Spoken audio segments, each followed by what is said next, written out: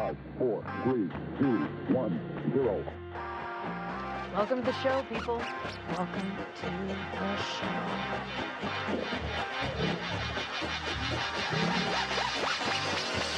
Eat my shorts. So here is to conversation. Tranquility Base here. The Eagle has landed.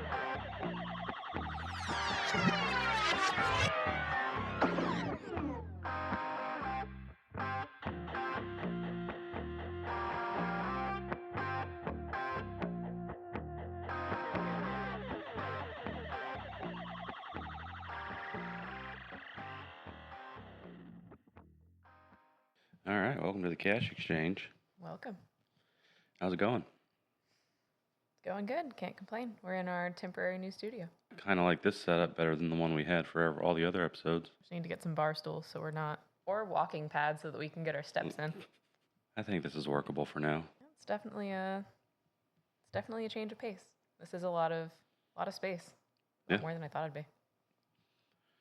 So, what do Walter Mitty, Buddy the Elf, and Eat, Pray, Love have in common? Walter Mitty, Buddy the Elf, and Eat, Pray, Love. Yes. They are, I was going to say they're great movies, but I've never seen Eat, Pray, Love. And also I'm not a fan of Julia Roberts. What's wrong with Julia Roberts? She just bothers me. I don't have a specific grievance necessarily. I don't think she's a great actress. I did like Erin Brockovich, but that's about it. Oh. Okay, I mean, that's fair. You're able to have your opinions. I'm going to go with transformative journey movies. Good job, yeah.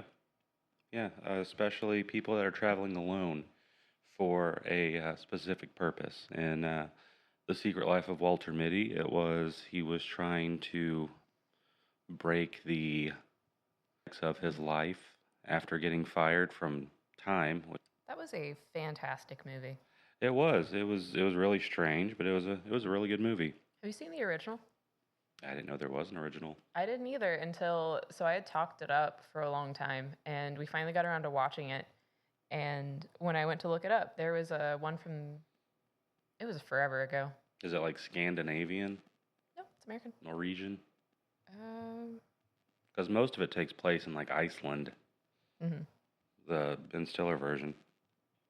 I want the original. I don't want the Ben Stiller version. 47. It came out in 47. Oh. So it's old. Okay, so that's the kind of remakes we should get. We should get movies that are remade, but no one knows that they're remakes because the original is 60 years old. Yeah. Although we should stop making A Star is Born. We've peaked. Instead, we are getting talks of a Twilight reboot. I'm sorry, what? Uh-huh. That's a thing that's in the works. Are they going to do like Midnight Sun, where it's the first book, but from Edward's perspective? Because I have that book that I haven't read for 6 years now. I don't think so. I think that it is the first 3 Twilight books redone. Huh. I don't think you can match the chemistry between Robert Pattinson and Kristen Stewart. I think the casting was just an A+. What about Taylor Lautner and Kristen Stewart? You imprinted on a baby? What about Kristen Stewart and the cactus? The sexual tension between Kristen Stewart and the cactus was better than anyone else in that movie. Can we... I mean, lightning doesn't strike twice. They remade Twilight. We talked about it in our previous episode. Vampires suck. It's an A+ movie. Twilight itself, C-. Yeah, I mean, if you go back and watch Vampires Suck, I don't think that you would really think that the development team is much different from the ones that did the Twilight movies. I do love that the Twilight movies were what launched Robert Pattinson into his, like, weird theater phase. And then he spent his entire career hating on it and trying to erase that image. As he should. I don't blame him. He did great in The Batman. The Lighthouse was one of the weirdest movies that I've seen, but him and Willem Dafoe did a great job. Who? Willem. Willem. Dafoe. Dafoe. Willem. Dafoe. What about Buddy the Elf? Have you seen this film?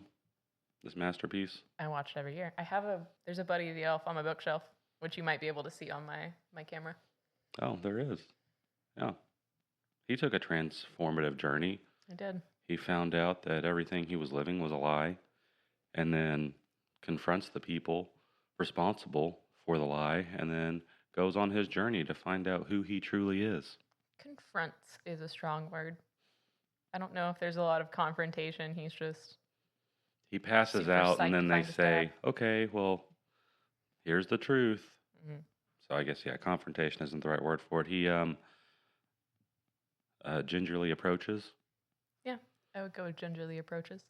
the people that have lied to him his entire life, and finds his dad, who turns out to be a big old jerk until he's not a big old jerk, and then everything's fine. I love that he's a big old jerk that works in children's book publishing. Well, yeah, because then if you're a jerk and you work in children's book publishing, then that makes you a super jerk. Sure. If I you're- also watched Peter Dinklage in that movie. If you're saying that kids are so stupid that there can be complete pages missing out of their books and they're not going to notice, that makes you a jerk. They did a really good Fair job at convincing you that he was the worst.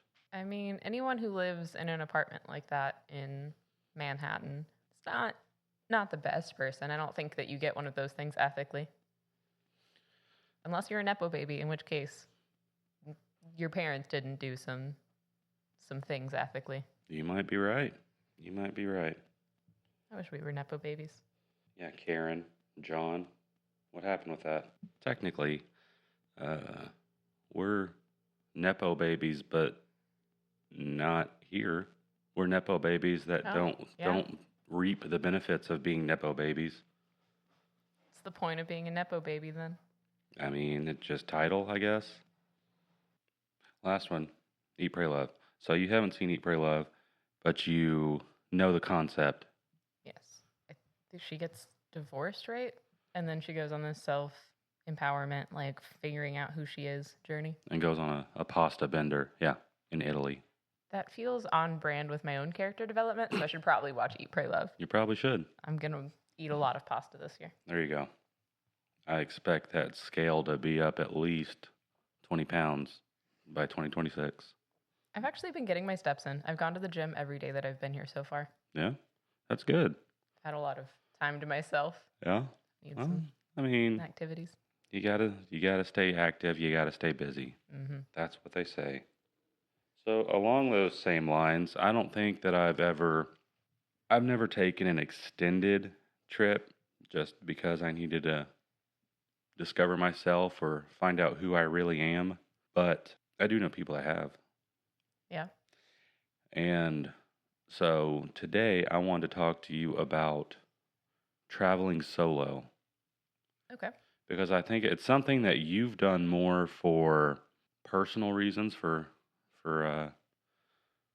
entertainment, than I have, because my travel is mostly work related. I travel all over the United States for my work stuff, and so I feel like going into each of those, you have a completely different mindset. I will say that when it comes to traveling solo, that my experience is, at this point, mostly theoretical. Yep. This is the most traveling solo I've done Yeah. ever. Okay. Well, what's your first big move? Making it to Austin by myself was a very big move. My next thing after this is going to be, honestly, I don't know. I'd love to go camping, but camping by yourself is definitely a big thing to adjust to. So that might have to be after I'm more seasoned in traveling by myself. But I did get a Frontier Pass, so I'll be able to go on those like super cheap flights to all of the destinations that Frontier flies to. So I'll be able to do a lot more traveling by myself this year. What's your plan for the first trip? Because the Frontier Pass is like, it's pretty much unlimited travel, right? You just pay a one-time fee for the year. So you pay a one-time fee for the year, and then you pay a penny and whatever like taxes would apply per flight. What is a penny for? To reserve your seat. So like it's not standby. You have to book your flight the day before it actually takes off, but you have to have some kind of like payment so that they can reserve your seat. Huh. So you pay a penny, and I think it's usually like $15 in taxes. So they fly a lot more out of DFW than they do out of Austin. So my plans on that one have changed a little bit. Mm-hmm. I might honestly just like drive up to Dallas and then fly out from DFW. I'd like to go to Denver. I don't want to do like the bigger cities, so like Chicago and like New York City and stuff by myself. Mm-hmm. Those aren't places that I think I would have fun in solo. You could fly up for a lunch resi at Casa Bonita. I do really want to go to Casa Bonita. Have you seen the documentary about it? I didn't know it was out. I thought it was just in the whatever film festival it got entered into. No, it's on Prime, maybe. But Okay. yeah, I think they bought it for south of 10 million, ended up dumping over 30 million into it. Okay. But it's night and day. Like whenever they went in originally and they saw the work that needed to be done, it was extensive. But from everything that I've seen, everything I've heard, they did a real good job at building it back up and making it one of a kind again. Did you know that they had one in Tulsa that we've been to? I did. Yeah. I think we talked to Mom about that. Yeah. I don't remember much about it. I remember that it was in a strip mall. It was like right next to a Dollar General, which this one is too, and Okay. that's something that we were surprised by whenever we saw outside shots of the one in Denver. Is that it's just right there in a strip mall next to a pediatric dentist. Do you think that dentist gets a lot more business now that it's been put on the map by the... What is the documentary called? Casa Bonita Mia Moore, I think. Okay, yeah. Let's double check. That sounds right. We really need a Jamie here. Yeah, Jamie, can you pull that up? Maybe that's the next thing we need on the soundboard. Jamie, can you pull that up? Yeah, Casa Bonita Mia Moore. I'll definitely have to check that out. And not only do you find out about everything that they did to bring Casa Bonita back to its glory, but then there's also a love story in there too. Really? Okay. Mm-hmm. And it's not between Cartman and the divers? No, it's between the lead construction foreman and the head chef. Oh. Yeah. Huh. I don't know if they're still together, but as of the ending of that documentary, they were. All right. I love a good randomly interjected love story. So, because you've never traveled for work, right? No. What do you think the big differences are between traveling for work versus traveling for fun? So I was actually having a conversation about this the other day with a friend of mine who is in Austin for work. And you get to be in a place, when you're there for work, you get to be in a place, but you don't really get to enjoy that place. Because a lot of times I think that, again, anecdotally, that you're just kind of always moving because you're there for a purpose. Mm-hmm. And so you have to spend all of your time just trying to go from kind of one thing to the next instead of being able to actually enjoy the area around you and all of the kind of new things. You're just in bouncing from one activity to another to try to be as productive as possible. Yeah, I think I get pretty lucky with my schedule because I'm there for an extended period of time. I'm there for right now 2 weeks at a time. Okay. So I go out with my list of work that needs to be done, and I'm able to spread it out over those full 2 weeks. Mhm. And so that gives me a lot of downtime to do things that I wouldn't otherwise have been able to do. There's a lot of like historical things which I love that I've been able to check out and gotten a free ride there, free hotel, meals are paid for, and all that stuff. So That all is I have pretty to do is set aside the time to actually go do this stuff. There's been a couple times where I felt a little, I lost my appreciation for it. Because if you travel a lot, then it takes all the, excitement. excitement out of it, and it becomes just routine. Mm-hmm. And so even if you're somewhere new, like, I don't know, when was the last time this happened? Probably Philly. the first time I went, I was excited to go to the Liberty Bell. Whenever I got there, Independence Hall was already closed, so I wasn't able to go there. But then the second time, I wanted to make it a point to get to Independence Hall and see where they signed the Declaration of Independence and all that stuff. And I put it off. I just kept putting it off. And it was like maybe 2 days before I headed back where I was like, I have to do this. And I don't really know why, other than the fact that it's a beating to do, especially when you're in a big truck that you have to find parking for on the street and all this other stuff. And there's a lot of walking, and Yeah. any kind of big tourist area, you're going to run into a lot of people. And so I'm glad that I finally motivated myself to go do it at the end, because it was great. It was amazing. Yeah. But I feel like that's happening more and more, and I don't want that to happen, which is why I want to try to start making efforts to have trips for, Just for your own kind of personal yeah, growth. yeah, just for myself and not on the clock. And not, I mean, it's great being paid to get there and to not have to rent a car, not have to get a hotel room, not have to worry about food. But it also, the longer you do it, the more you realize that you were there for a job and that you have to do all this work. And then the rest of the stuff just puts on the back burner until all of a sudden it's time you got to head back. So I definitely think there's pros and cons to both of them. I think traveling for work extensively makes you less likely to want to travel other times. Okay. But this year I want to make a concerted effort to do more traveling outside of work. Okay. Do you have any kind of specific destinations in mind? Not particularly. I don't really want to fly anywhere. So anywhere I go, it would probably have to be driving. Okay. Being in the lower central United States, there's plenty of stuff, but a lot of the stuff is stuff that I've already done. Okay. Like I've been Like the Alamo kind of stuff? Yeah, I've been around a lot of places in Florida, Boston, Philly. One place I haven't been is Chicago, which I'm not sure that it's worth the hype. Yeah. There's a chance that I could be sent there for work, so I think I might just wait to see if that happens. I don't think I'm going to make any plans on my own to go to Chicago. Another thing that comes with this is that when you're there for work, then you aren't just seeing what they want you to see. You're seeing everything outside of all the tourist spots. You're seeing all the nitty gritty of all these places. And does that kind of like ruin the magic? oh yeah, yeah.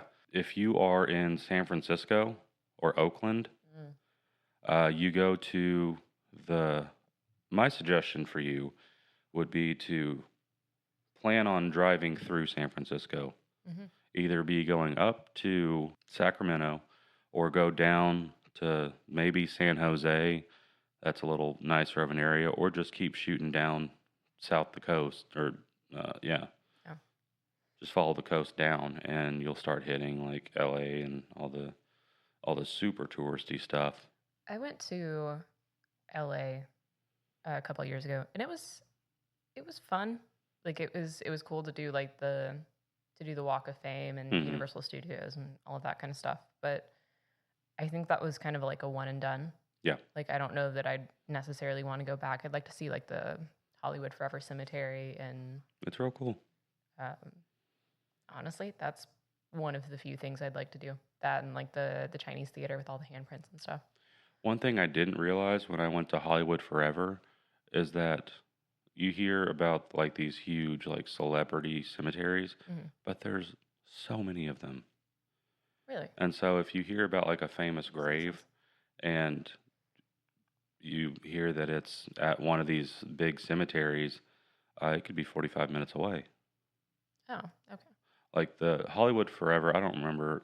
I think there's multiple ones. The one I went to has a gigantic mausoleum to Judy Garland. To Judy Garland? Just to Judy Garland. That I got in there too late to actually go see. I was able to see it through the gates. a bust where Burt Reynolds is buried. Okay. A big bust in with him with his mustache and his Smokey and the Bandit hat. Trevor Makes Moore, sense. who was R.I.P.. there, I think that was maybe a year and a half to 2 years after he died, and he literally just had like a little plot that just had a little stake in the ground that said Trevor Moore. And there was some stuff that people had left, but he didn't have like an actual headstone or anything like that.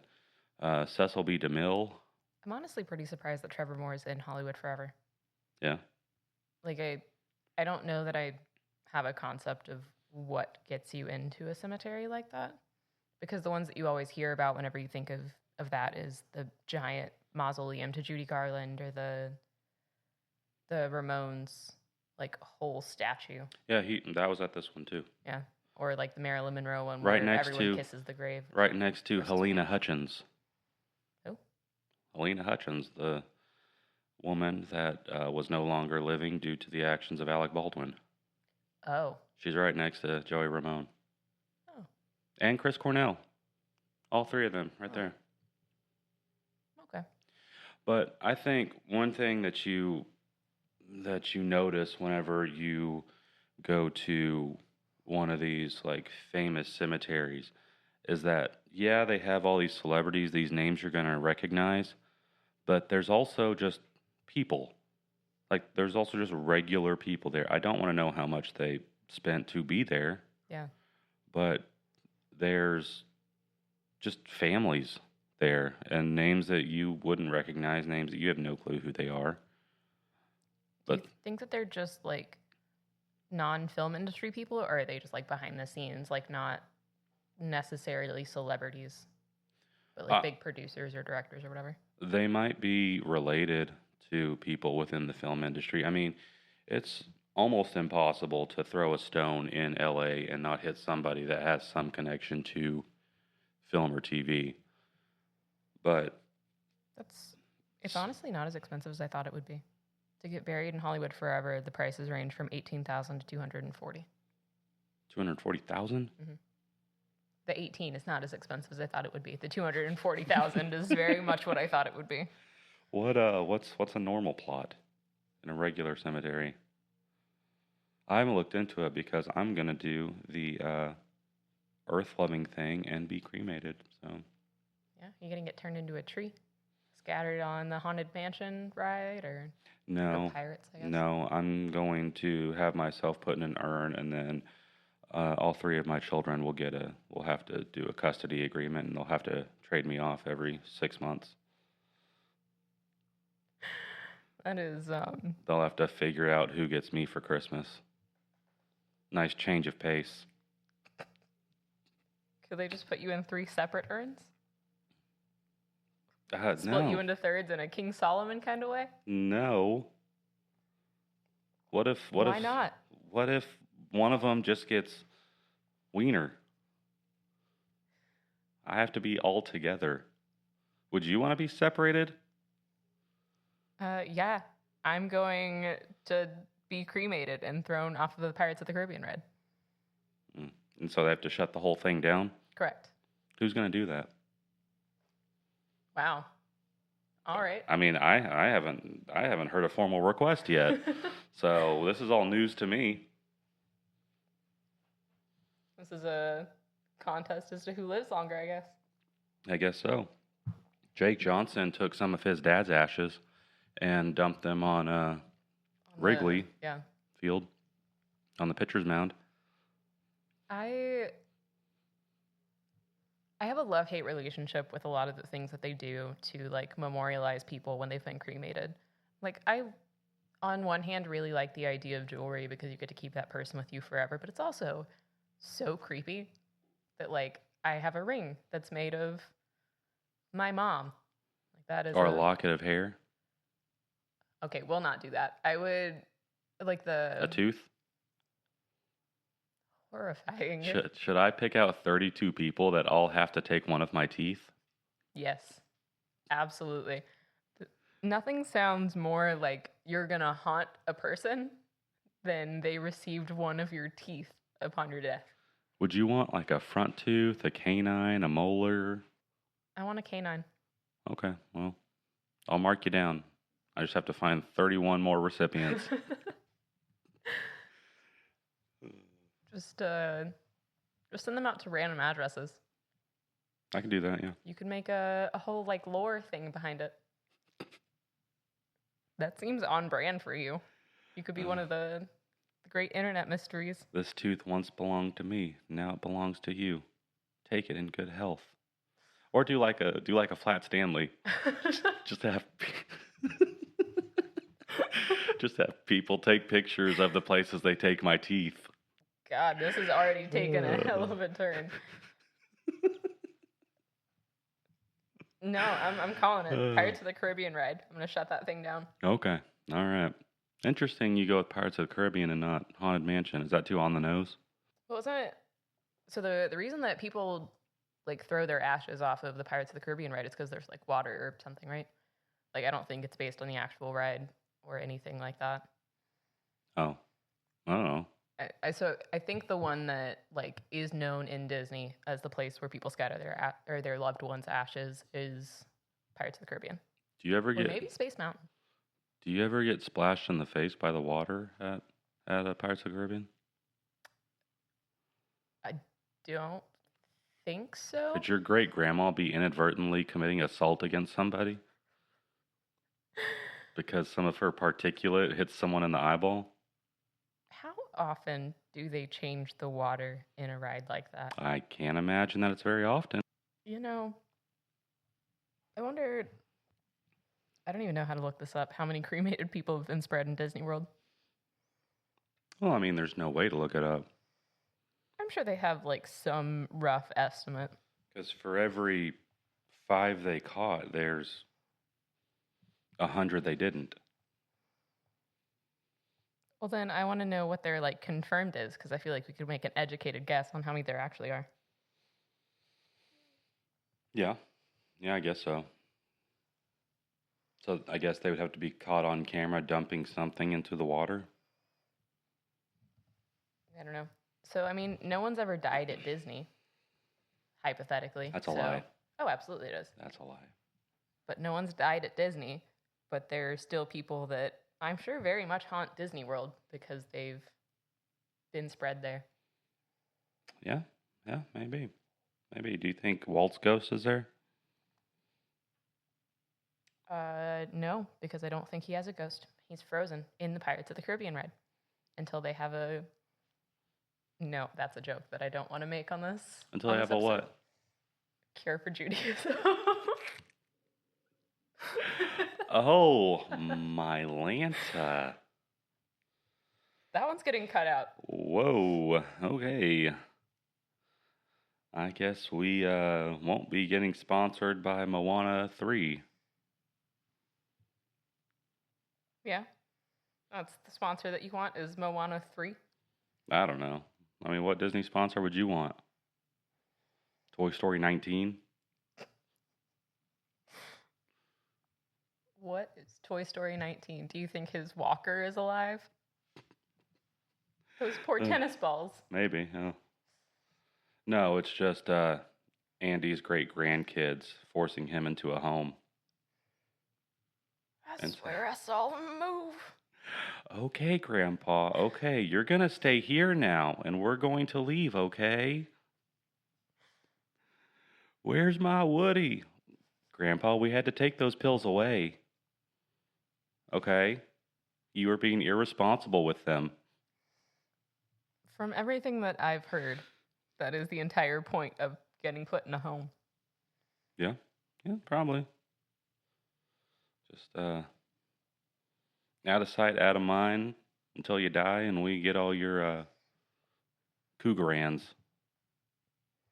The hell's a cougar? Some fancy coins worth a lot of money. I couldn't tell you. I thought it was just a different word for tchotchke. No, it's an actual thing. It's pretty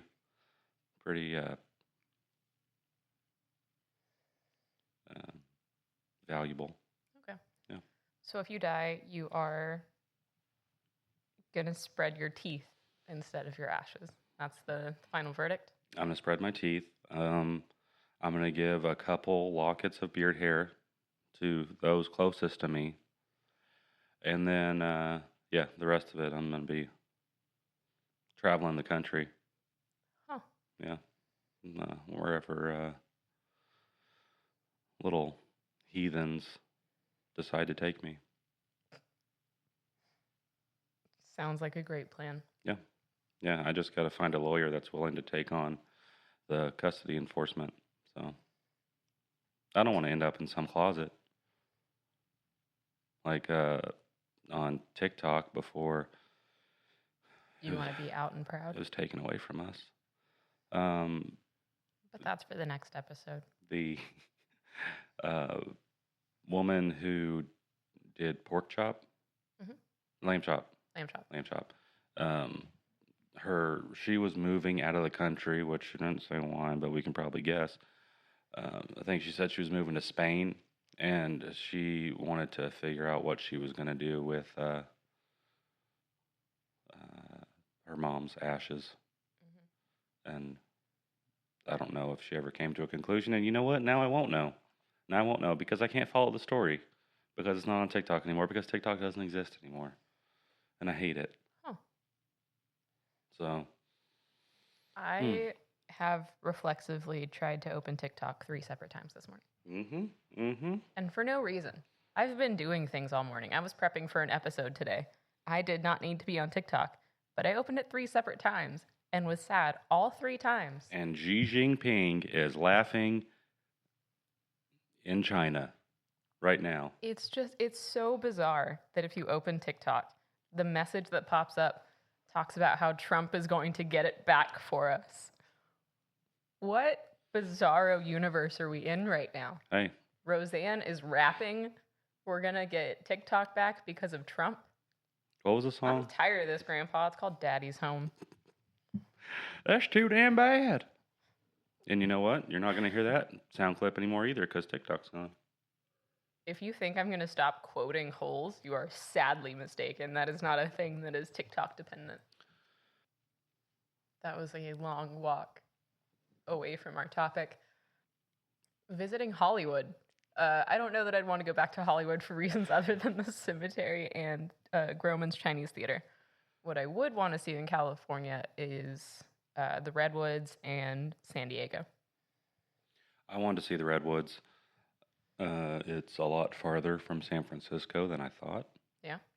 Because I had seen the cinematic masterpiece that is The Planet of the Apes with James Franco. And from my remembrance of that movie, they go across the Golden Gate Bridge and then they're just in the Redwoods. And so I thought that's how the geography worked, and it does not. It's like over an hour and a half long drive, maybe 2 hours. Hour and a half? Yeah, to get to the Redwood Forest. They did the same thing in Parks and Rec in the next to last season, I think. They take Ben Wyatt into the Redwood Forest, and he's getting super excited because that's where all the Ewoks were or whatever. That's where they filmed the Forests of Endor. Yeah. And then they go directly to the Golden Gate Bridge, and that's how Leslie decides that she's going to be a member of the Parks. Exactly. Park Service. Media needs to be held accountable for these lies. This is nonsense. I will not accept this.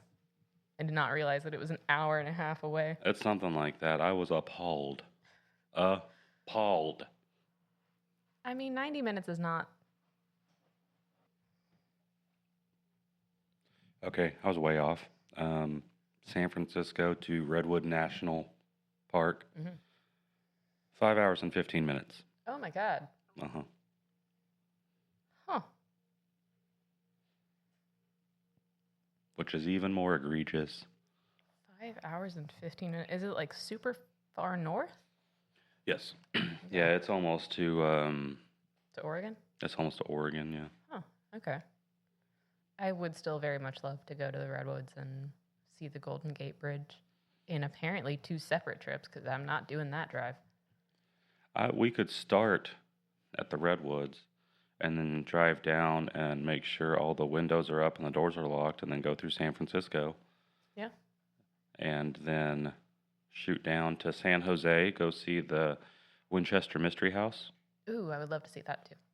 that's another thing that I really wanted to do, but I just could not get myself motivated to get there. Yeah. Because San Francisco to San Jose is a pretty short drive.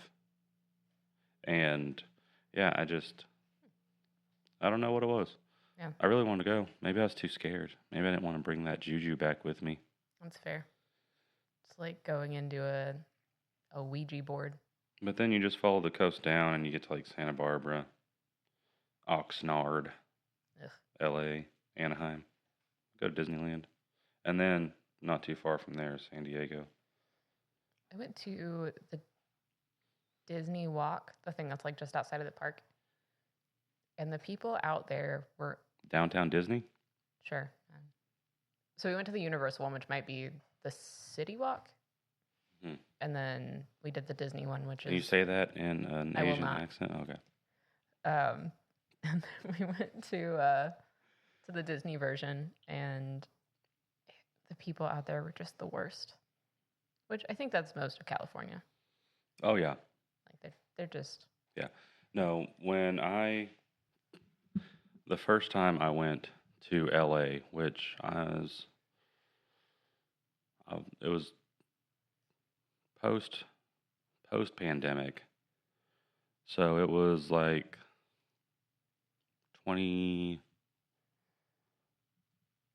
maybe like mid 2020, 2021, somewhere around there. One of the first interactions I had was I had one of those neck gaiters Mhm. that everyone decided were okay as a mask. Well, not in California, apparently. So I come in and I didn't have it on because Texas didn't care. And I walk into the hotel to check in, and, sir, you need a mask.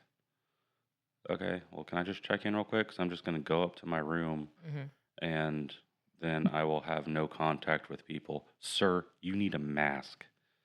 And then I pulled mine up. No, sir, you need to leave, put on a mask, and then you may enter back in. I was like, oh, this is going to be a fun trip. This is going to be real fun. Yeah.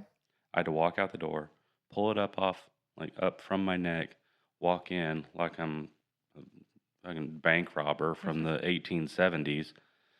And then I get my room and go up there. And of course, I didn't see anyone on the way to my room. And then I found out that they only give you, most hotels you go to, they say, do you want 1 or 2 cards? They only give you 1 card per person. So you use that card to get into your room. And then there's a little slot next to the door that you have to put that card into in order to get the electricity to work in the room. What? Yes. So you have to leave that card in there in order to use anything in the room. And then what you're supposed to do is supposed to take it out. That way there's no Nothing is electricity on being when you're- used when you're not in there. And so what I did, being such a well-versed traveler, I just reached down in my backpack, found another card from a different hotel, stuffed it in there, and then went about my day. And then maybe a couple days later, I ran into another incident at a Mexican restaurant of a man berating me for not wearing a mask.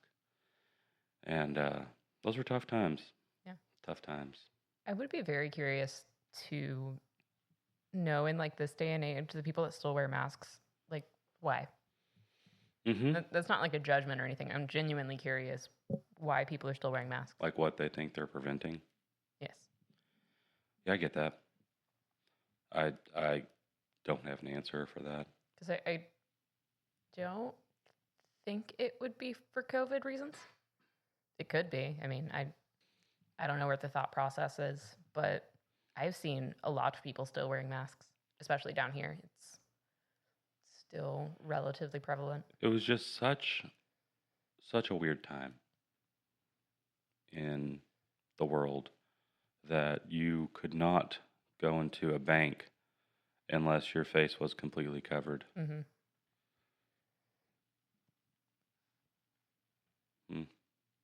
We've come so far, Crazy time to be alive. and yet we're still so far away from being in a timeline that makes a shred of sense. Oh, man. I'm telling you guys, the Roseanne Barr rap, it broke me. With Tom McDonald, check it out. It is full confirmation that we are in the darkest timeline right now. She's got cornrows. Oh, to be fair, and then she also has a mullet. And then they're in like a green and purple Lambo She tries to twerk. McLaren. She does, yeah. Did you know that there exists some Maxim-esque photo shoots of Roseanne from her heyday? Huh. No, I did not. Yeah, I just found that out on Twitter a couple days ago. X. So, oh, sorry. Wow. Ooh, I Don't didn't mean to dead name. Oh, my bad. And, yeah, that's not information that I wanted to know, but I'm so glad that you brought up Roseanne as soon as I walked in here. That way I could impart that knowledge onto you. I hate it. Yeah? Thank you. Well, you're welcome. It feels on brand with them making Martha Stewart was it Sports Illustrated model at like 80? Something like that, yeah. Yeah. It's is it empowering? I don't know. I don't know what to think about anything anymore. Yeah, and The nothing internet matters. has ruined me. Nothing so matters. Everything's a joke. Everything's made up and the points don't matter. Whose line is it anyway has been telling us for decades now. Yep.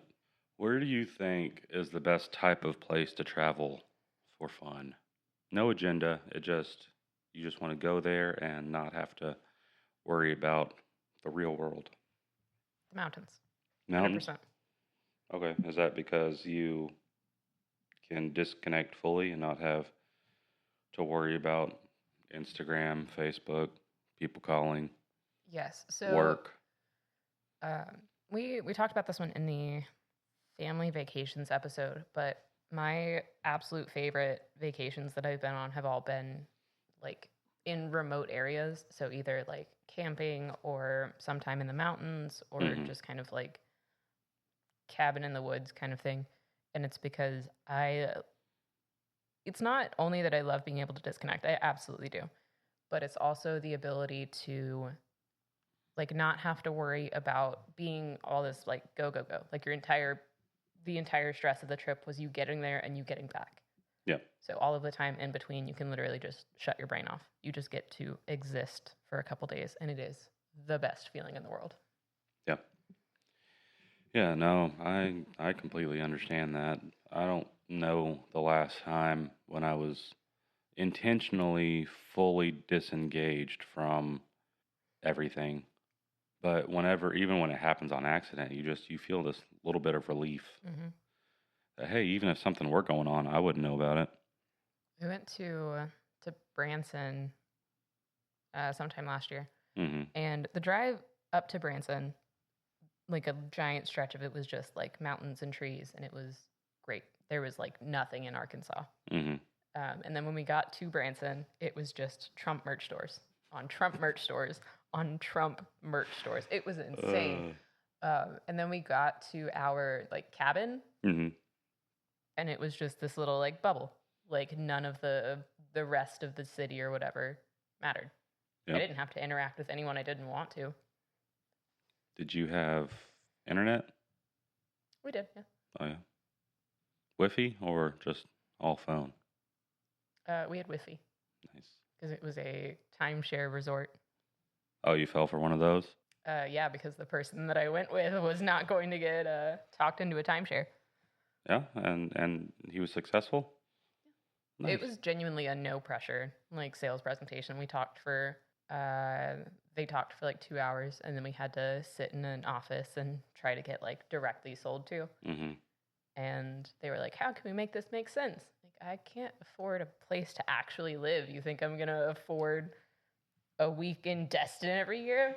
No, you think that I'm going to take this free trip with the possibility of having to pay thousands and thousands of dollars per year to a place that I'm going to visit maybe once a year.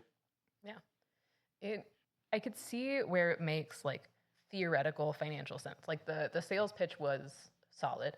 Mhm. It was never going to work because, for one thing, I have seen every TV show ever talk about the sales pitch. Even SpongeBob did a timeshare presentation. But like it was never going to work. But from a like objective standpoint, I think it was a really good sales pitch.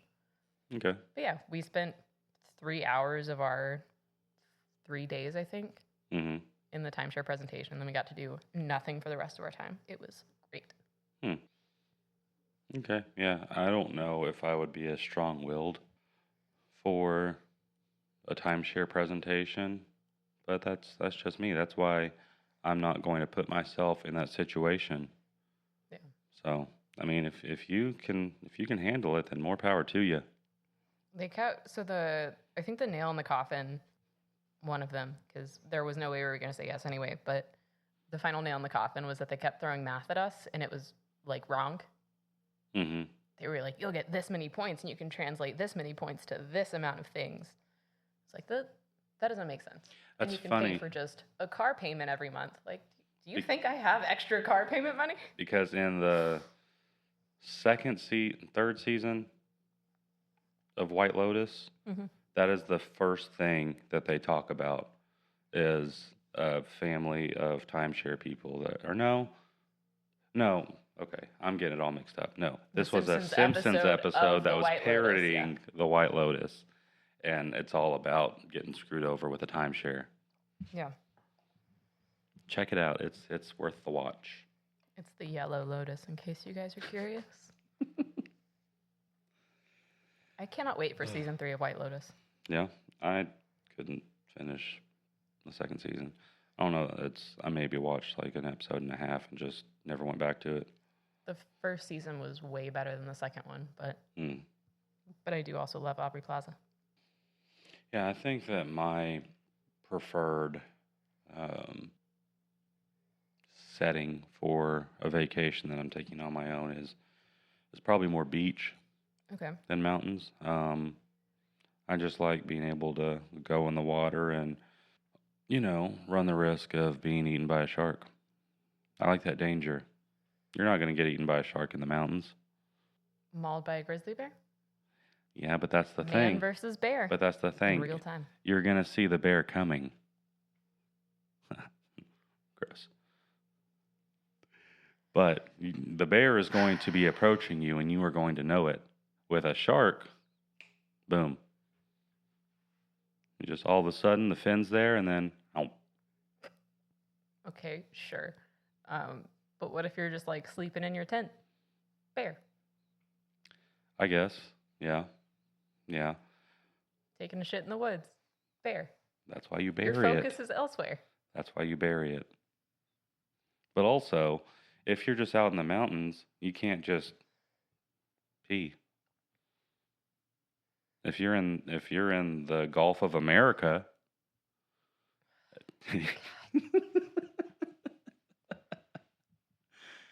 if you're in the GOA, as I like to call it, then you might be eaten by a shark 5 minutes from now. But you know what? Right now, you can just lift the levees, and just live your freest life just right there in the water, and you're surrounded by strangers. People are getting this water in their mouths, in their ears, in their eyes, in their nose, and they're no wiser for it. Sure, that's freer for you until you think of the fact that other people can also pee in that water. That's fine.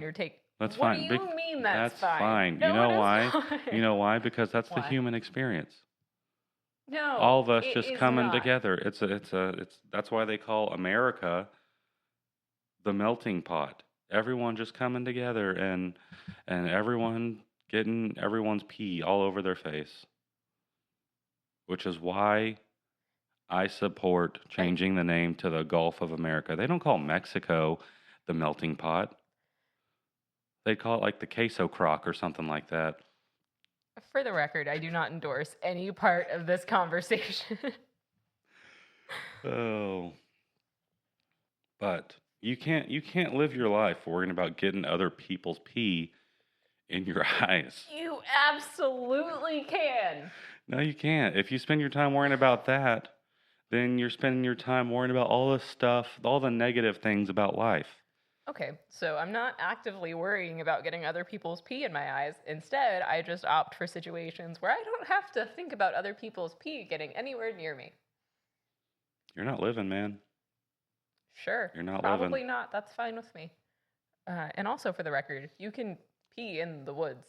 Yeah, but you're not wearing clothes specifically designed to dry quickly. And then you gotta shake it, ladies. You gotta wipe. Whereas if you're just undulating in the water, Ugh, you're just please don't ever use that word. you're just you're moving with the motion of the ocean. You just drop it and just let the stream flow and do your part to make your mark on this world, and then go back up to the beach, and 2 seconds later you're dried off and you're ready for margaritas. You can't do that. You can't do that in the where are you going to plug in the machine? Where are you going to plug in the margarita maker? Huh? In the woods. In your tent. What, you going to get a solar powered margarita? You're being ridiculous right now. I wasn't a parrot head before this conversation, and I won't be one afterwards. I'm sorry, Jimmy Buffett. R.I.P. Rest in paradise. Rest in paradise. No, mountains. All day, every day. Okay, well, I'm just letting you know now you are wrong. So, as long as you can take that information, as long as you can handle that, and maybe use it moving forward to make yourself a better person in the future, then I've done my job. You know, now that TikTok is temporarily gone, if we were to post this on Instagram, we could make a poll. We could. Mountains or beaches? We can make a poll on X. No, thank you. Okay. I mean, you can. We could turn this into a YouTube short. Oh, this is true. Can you vote on YouTube? Yeah, you can make polls. Oh. All right. Yeah. And I think there's also a lot of polls involved in OnlyFans too, if we really wanted to branch out. Anyway, what else you got for traveling solo? What do you look for? Okay, so say you're in the mountains. Is there anything specific about the mountains that you're looking for? Like, are you looking for lake access? Are you looking for good campsites with hookups or anything like that? Campsites with hookups. On the same plane as the conversation we were just having, if I can get it, I will opt for the thing with plumbing. Okay. But like facilities, not like you're bringing like a camper or anything. Yeah, no, I don't think be an RV person. Mostly because I don't ever want to drive an RV. My depth perception sucks, and so I don't trust myself with enormous vehicles that I think you should need a CDL to be legally allowed to drive, but they just let like senior citizens drive. It's the same with U-Hauls. I think you should need a CDL to drive U-Haul. You should need something. Yeah. Something more than a wing and a prayer. And that is why I did not drive my U-Haul here. So hookup. So that's the only thing you're looking for. Yeah. The last place that we went camping, it had like porta potty kind of facilities, which is not my favorite, but we were like right on the lake. It was awesome. So we got to be like directly on the water. I think our actual campsite was like 10 feet from the actual like the water line. And that was at low tide, so I'm sure different parts of the year it'd be like right on the campsite.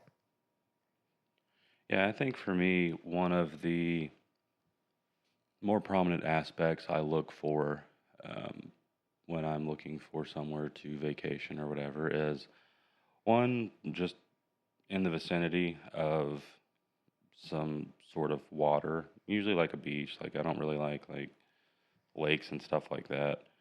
I like the endlessness of the Gulf or the... You want the call of the void? Pretty much, yeah. Okay.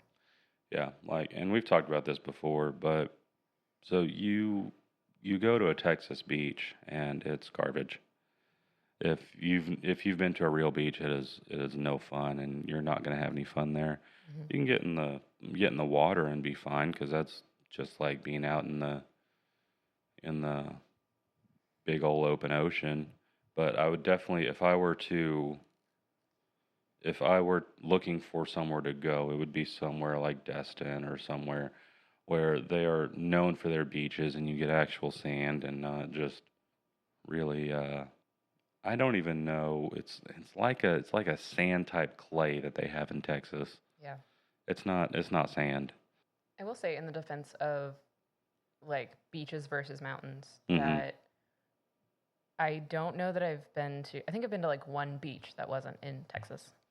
So like my scope of going to the beach is not the most enjoyable thing because I understand that Texas beaches are not the ones you generally opt to go for. Mhm. But I've been camping in a lot of places. Yeah. So like I have a lot more experience with the joys of camping. And I've mostly been to like Port Aransas or Galveston or Corpus Christi kind of beaches, which Mhm. are at best meh. Yeah, I've been to. I think the only California beach that I've been to, like out of childhood, is Marina Del Rey. I was there. It was real gloomy. It was cold as hell. But I just wanted to say that I went to a California beach. More recently, we've been to this super nice beach in just outside of Tampa. We went to Destin over the summer, and then I mean altogether the like Miami and those beaches are worth making the trek out there. Okay.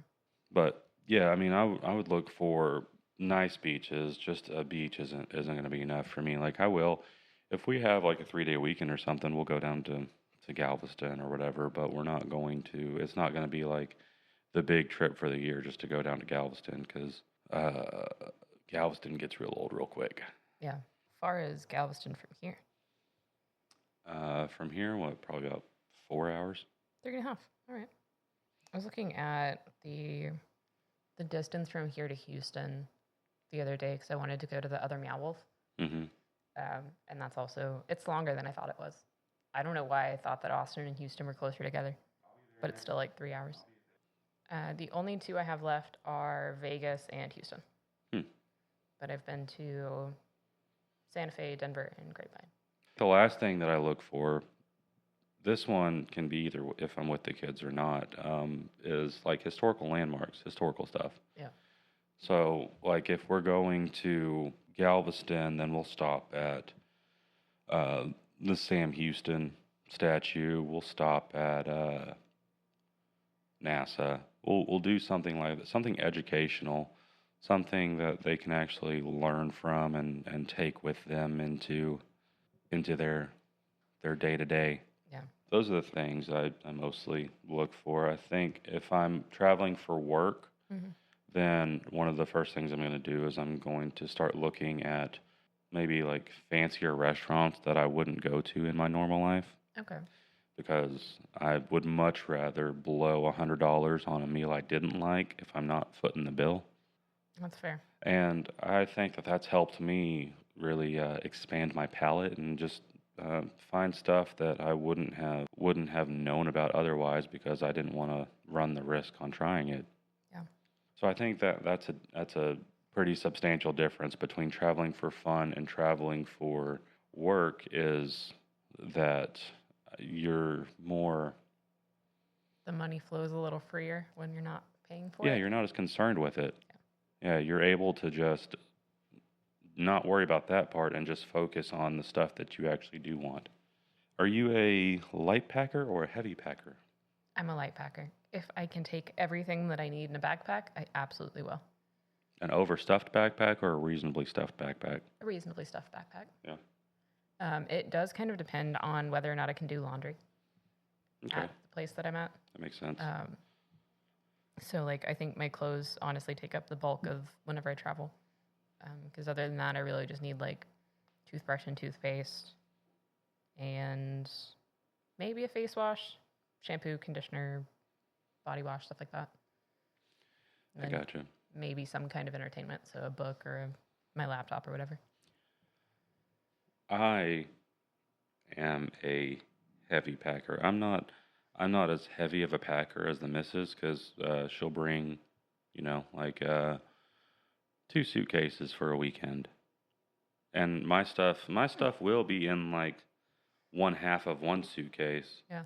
but then she gets a suitcase and a half, and it's a little excessive. But when I'm out of town for work, I pack heavy as hell because Well, you take like your PlayStation and stuff for the hotel, right? yes, I take my PlayStation stuff. I bring a lot of this podcast equipment so that I can edit it while I'm just sitting in a hotel room. And that's another thing that comes with the traveling for fun or traveling for work is that it's all well and good if you're traveling for work and then after work you're going out and you're doing stuff, but doing stuff costs your own money. Yeah. And so you can't be doing it every day. Hmm. I'll I got the AMC A list, so I pay $20 a month. I can go see 3 movies, but then they tried to upcharge you, saying that oh well, it's only available in these states. Okay. Florida is like the middle tier, and then the highest tier is where you get like New Jersey and New York and all that stuff. I'm not there very often, but so I mean that's something that I do have available to me. That's not going to cost me any extra money that I can spend a night doing. Mhm. But for the most part, the time that I'm there, I'm just in the hotel room, and so I need this stuff to keep me occupied while I'm there. And so whenever I travel for work, I definitely travel a lot heavier than when I travel for uh, pleasure, Yeah. fun.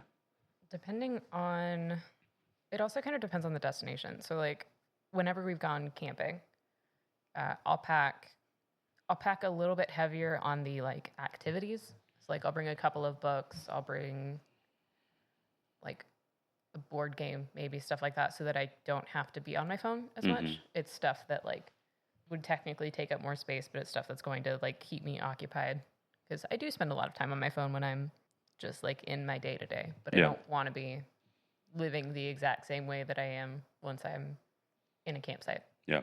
Like that's just not fun for me. Yeah, I get that. And just trying to live your normal life, uh, but somewhere else. Yeah. Like I think that's one of the big differences between work and pleasure traveling is that when you're doing it for yourself, you don't want to just live your life somewhere else. You're trying to escape that life, so you're less worried about what you're missing at home and what needs to be done at home or what you need to do to keep your home afloat. Yeah. Whereas if you're at work, then you got your job and then you got to worry about all this other stuff Mm. for work. What do you think is the most expensive trip that you've ever taken? Most expensive trip that I've taken. Probably when I went to Denver. Yeah. It's been a couple of years since that particular trip, but getting out there was fine. It was. I was with a friend of mine who, like, I'm a big, like, low budget, like quarters kind of person. Mm-hmm. So like, I could use a cheap motel so long as I don't get bed bugs and stuff. Like, I really don't care. Yeah. But I also recognize that that's not really a thing that works with most people. And so we did like an Airbnb. We had a hotel in Denver and like all of the activities and stuff because we did stuff, I think, every day that we were there for 5 days. Mm-hmm. That one definitely racked up the biggest bill. Yeah, I think the most expensive trip that I've been a part of, I don't think I actually foot the bill. We have. I mean, when you're traveling with kids, everything gets so much more expensive, anyways. Mm. But then you got. Yeah, we went to Tampa for a wedding a year and a half ago, Mhm. and the flights we flew Spirit one way, Frontier the other. So the flights weren't that big of a deal. We stayed at a family member's house, and then I mean, for the most part, it was relatively cheap. But I think that overall, as far as money spent, that was probably one of the more expensive trips that I've taken Mhm. recently. We don't know what the cost was for anything that we took, like as a family, Yeah. but I'm sure those were pretty expensive comparatively to if you account for inflation. Yeah. Well, I think on that note, there have definitely been trips that were more expensive that I was on, but I just didn't have really a concept of how much it actually cost because I wasn't paying for Yeah. a lot of the stuff. Yeah. Yeah, like I mean, even if you're shooting down to San Antonio, you got 5 hours of driving, so the gas that goes into that, but then you have a hotel for 3, 4 nights, and then you got to get everyone into SeaWorld or whatever, and then all the food that costs that come with that, and then I mean, I'm sure those are some pretty hefty price tags Yeah. on those trips that we took. Is SeaWorld less expensive now that they've had to rebrand Oh and yeah, lose all of oh yeah, the but things that drove people to SeaWorld? you are getting about a tenth of what you would have gotten, so the price reflects that. Okay. Okay, in that case, what is the cheapest vacation you've been on? Cheapest. I don't know if you really consider what is the definition of a vacation to you? I would say if you've been away from your home for the purpose of, like, for the specific purpose of traveling to somewhere. Okay. Oh, then definitely. We have a casino, the world's largest Gambling floor. casino. Yep. Gambling floor, most slot machines in one casino, something like that. Anyways, um, that I have been known to frequent, and I constantly get mailers and stuff. So if we just feel like we really need to get away, then I can call them up and they set me up with a room in a pretty nice hotel Okay. for 2 nights. So all you have to pay for is like you have to put a deposit down and then you pay taxes. And so you end up paying like maybe $50 Okay. for this whole thing. And I mean, there's plenty of restaurants there. There's plenty of stuff to keep you occupied. And it, like I said, it's a pretty nice hotel, and it's 2 nights. So you're not just going up there, sleeping, and then coming back. Yeah. So you're going up there, and then you're staying the entire day, and then you sleep there that night, and then you just come back the day after that. And so, I mean, if you aren't going down to the casino floor, you could bring. Do they have? I don't think they have fridges or anything. You can bring a cooler if you really want to slum it. Yeah. But I mean, you could technically get away with this trip for just $50, and you get a Okay. hotel, and then you get to 2 nights, and sometimes you can get tickets to a show there. They have some pretty big acts come through there. Yeah. I've gone to a couple of the shows. You've gone to a couple of the shows out there. So I think that would probably be, if I were looking for the cheapest way to have a vacation, that would be the cheapest one that I could think of. Okay. You prefer flying or driving? So I think we went into this one on family vacations too. I think so, yeah. It depends on the distance. Yep. There is a like cap on the amount of time I'm willing to drive, and it also depends on if I'm splitting that drive. Mm-hmm. So like, I think my cap as far as driving is 12 hours. So like whenever I went to Denver, it was 6 and 6, so we switched off at Amarillo. If I was doing that myself, I think my cap would be 10, because the drive that I made to Albuquerque was my cap. Because after I made it to Albuquerque, I did not want to see my car.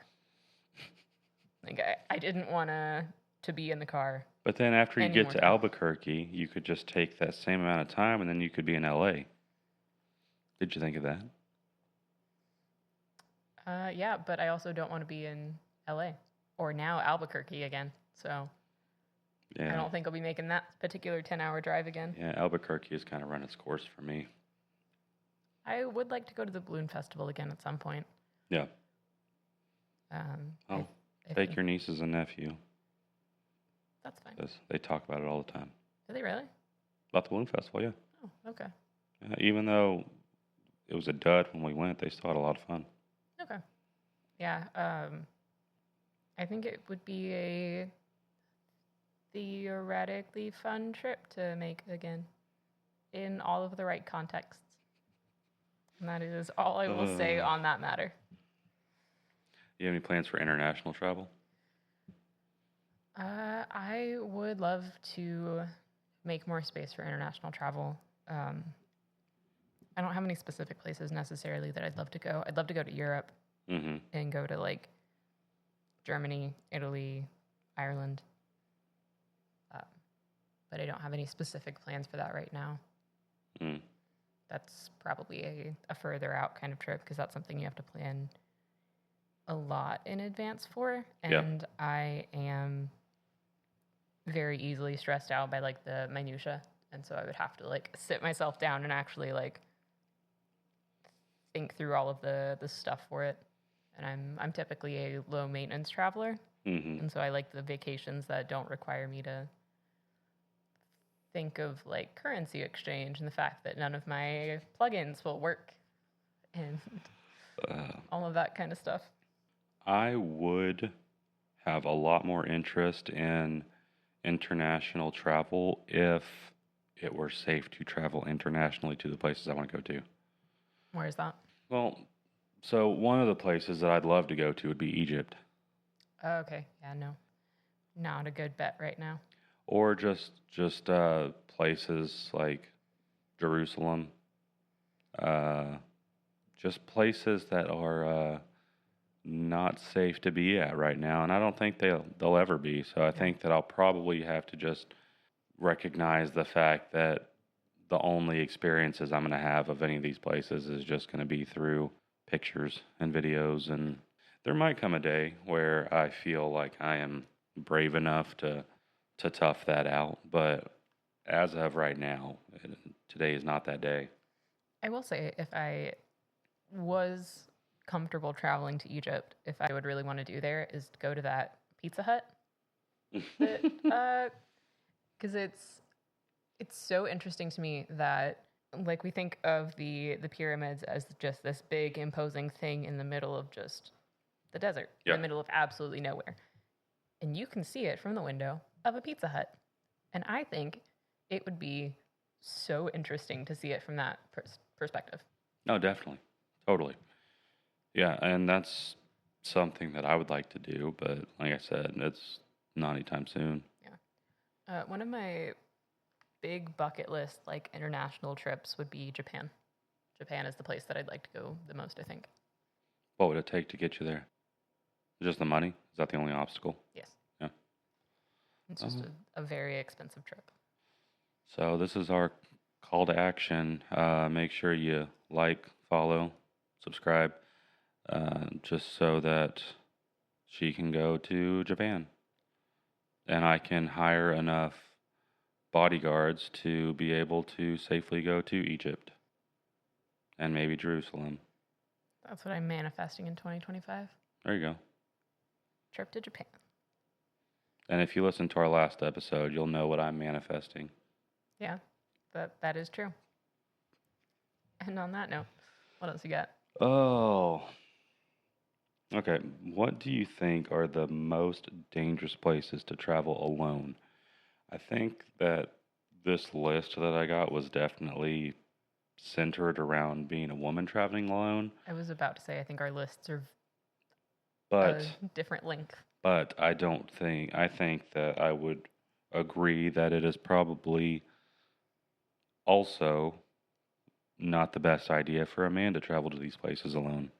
Are we speaking domestically or just like worldwide? Worldwide. None of these are. I have another list of worst cities in the U.S., but this is just countries, and the U.S. is not one of them. Okay. Least safe. I feel like there's a couple of contenders in South America. Mm-hmm.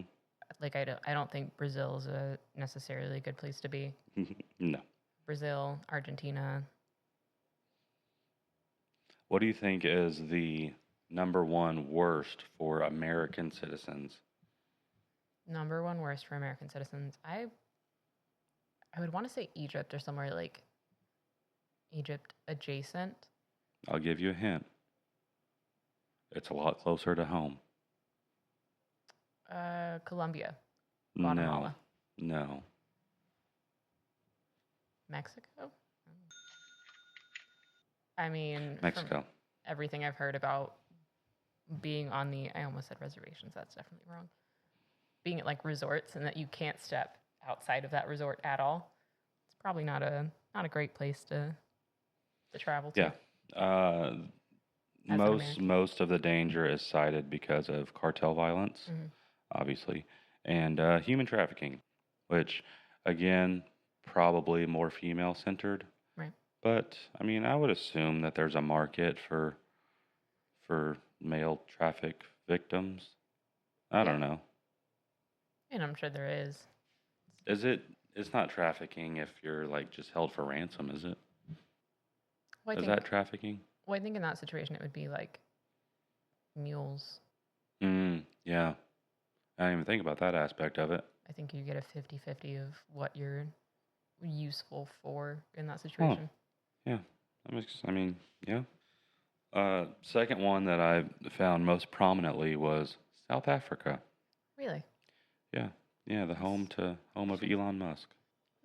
I think because there's still a lot of residual hate between the citizens and like for a couple years you've heard about all these like South African farmers that are just being murdered by upset people in their community. Oh. So I definitely think that is a probably another one you want to steer clear of. I didn't have any intention to visit South Africa, but noted. Turkey also popped up a lot. Yeah. And really just anywhere in the Middle East as an American citizen, I think you should probably just steer clear unless you definitely know what you're doing. Yeah, there was so the school that I went to had a lot of like Turkish influence, and so they would do a trip every year for the like I think sophomores to the seniors to Turkey. And the reason that trip worked and that would have been, I think, the only reason I would ever visit Turkey was because that trip was led by people that were from Turkey. Yeah. And so it was you were never going to run the risk of being like in any danger because they could navigate in a lot better of a way than just like straight American would. Yeah, and I think that would have to take a lot of trust for me to meet somebody. Like, say I meet someone from Egypt, for me to feel comfortable enough to have them guide me through their country. I'd love to see it, but there's just so much unknown in all that it's honestly just not worth it right now. Yeah. What do you think the safest places for Americans to travel is? I feel like, man, that's tough. Canada, Greece, maybe. Greece, yeah, that made the list. I think Greece would be up there because of their kind of economic situation. I think they're a lot kinder to Americans. Because they're desperate for it. Yes. Yeah. I know a lot of Europeans are not fond of the Americans, but not necessarily in like an unsafe way. Just the same way that like Texans don't like Californians. Yes, that is very true. España was actually top of multiple lists. I believe that. On places that were safest for Americans to travel to. There's also Australia, which makes a lot of sense. The danger of Australia is not the Australian people, it's the animals that are actively trying to kill you. I saw the size of a kangaroo the other day, like up close and personal. Was it one of the jacked ones? Yeah, it was it was like a deer on steroids. It's terrifying. Yeah, and there's videos of dudes fist fighting these guys. Fist fighting kangaroos. Which is just the most deeply Australian thing I can think of. Is you trying to fist fight a kangaroo. Especially because one kick and your whole chest is caving in. And then last one that popped up pretty frequently, which I kind of have a problem with because you're not going to run into many people. So unless you have like a beef with sheep, then you're probably not going to be in too much danger. Yeah. But the home of Lord of the Rings. I was going to say New Zealand after you mentioned Australia. Yep. Popped up on every list that I looked at as the safest for Americans to travel to. And I think that that's because there's a lot of Lord of the Rings tourism that goes on there. So they really have to be very kind to the hand that is feeding them. Yeah. And to finish this all off, worst cities in the U.S. Chicago, Boston, New York City. You say Boston or Austin? Considering I just moved to one of those, I'm going to hope it's Boston. Actually, none of those cracked the top 5. Detroit? Yes. Mm-hmm. I'm so surprised that Chicago is not on that. I am too. I think this is I think it's a PR move. I think Illinois is paying all these people to say, hey, maybe don't. Yeah. Tell everyone how terrible Chicago is. Okay, so if it's not Chicago, Boston, and New York City, DC. Mm-mm. Okay. Think of San Francisco. San Francisco. Yep. And / Oakland, because they're pretty much the same area. And I was going back to my San Francisco trip. I was just so shocked by the amount of broken down RVs that are just parked on the side of every single street throughout Oakland and most of San Francisco. Like, you're not going to see it downtown, but once you start getting to the outskirts, it's just, they're everywhere. I wonder how much it costs to actually, like, live in an RV. If it has, like, power and all These that don't stuff. have power. Well, yeah, but I mean, generally. Most of them don't even have wheels. So they're technically mobile homes, technically trailers, I guess, but with no power, running water, just on the side of the street. Okay. So, yeah, I don't know how much that would cost, but I'm pretty sure that it's a lot more expensive than you think being in San Francisco. Sure, yeah. Okay. What if I told you Bourbon Street? Oh, yeah. New Orleans makes sense. New Orleans came up top of the list on a lot of them as far as just places that were not somewhere that you wanted to be. I could not tell you how far down in the list that would be for places I would be willing to travel by myself. Oh, I wouldn't want to go. I would not ever do that trip, not in a group of people. No. Next one, Philly.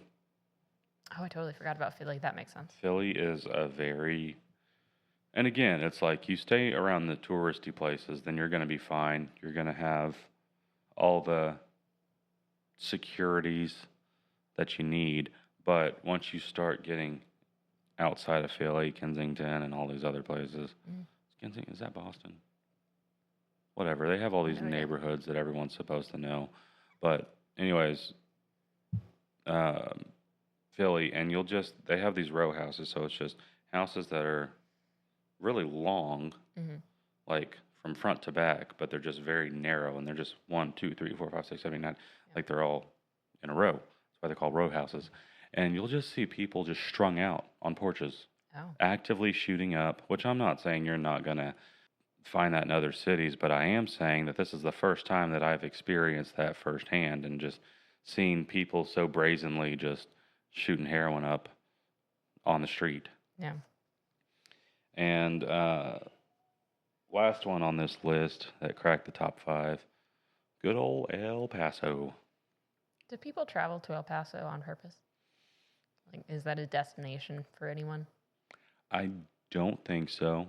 There are a lot of nice things about El Paso. I mean, you're in the desert, so you have that kind of climate.